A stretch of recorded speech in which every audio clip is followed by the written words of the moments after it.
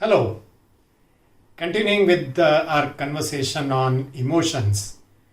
Today in this video, I'll share with you some signs of people with low emotional intelligence and high emotional intelligence. I'll share both of them with you. So let's look at some signs of people who have low emotional intelligence. First one of them is such people are poor listeners. These people are not able to concentrate because of their internal noise of their feelings and emotions. They are not able to focus on another people. Another sign of such people is that they tend to avoid responsibility because there is a feeling of lack of confidence inside. Perhaps that's what leads to their avoiding responsibilities. Another signal is obviously that they lack empathy.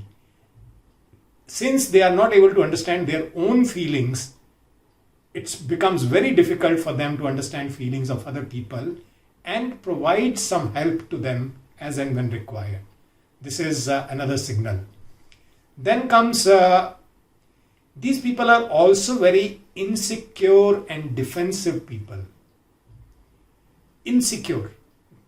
They always have fear that someone else is better than them, and that's what keeps on creating that kind of insecurity in them.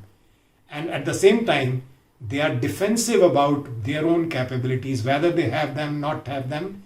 They are defensive about their own capabilities. And the fifth, this one is the last one with people with low emotional intelligence, is that they either exaggerate or minimize the expression of feelings. Which means that they tend to, they're not being authentic. They show too much or too little. Whatever they show too much, they think that this is something worth showing and I must go beyond what is the normal. And on the other side, something which doesn't need to be demonstrated, even if they are feeling, they'll keep on holding it inside. So this is another signal. So I would like you to do this, that check with yourself as to, are there some of these signals which I just mentioned, they somewhere match with you. And also ask yourself, what is the contribution of your feelings to these signals? And that will help you to start paving the way to come out of your emotional challenges and start becoming a highly emotional intelligent person. Now coming to people with signs of high emotional intelligence. First one, again, as I said obviously earlier, here also it's obvious, these people are highly empathetic people. They are able to sense feelings of other people. They are able to provide support after sensing those feelings. And the origin of that is they are empathetic towards their own feelings. First one. Second one is they are able to express their feelings more freely. So here I'm not saying that they keep on talking about their feelings to anyone and everyone, but they find it easy to express their feelings. This is the second sign of people with high emotional intelligence. Third is, I told you about poor listener earlier. These people are great listeners.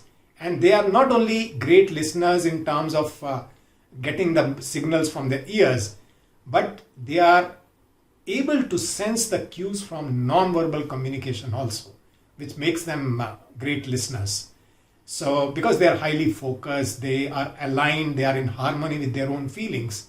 There's no internal noise happening. So this is the third one.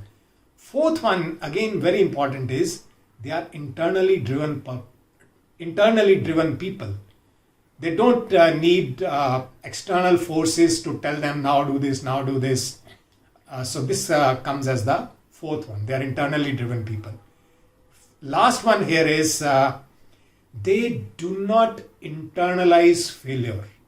What does it mean? Whenever failure, setbacks come, they are able to bounce back. They have that resilience within themselves which helps them to bounce back. Again, check with yourself which one of these signals are a part of your personality. Or which one of these would you like to develop? All of them have a connect with your feelings and emotions.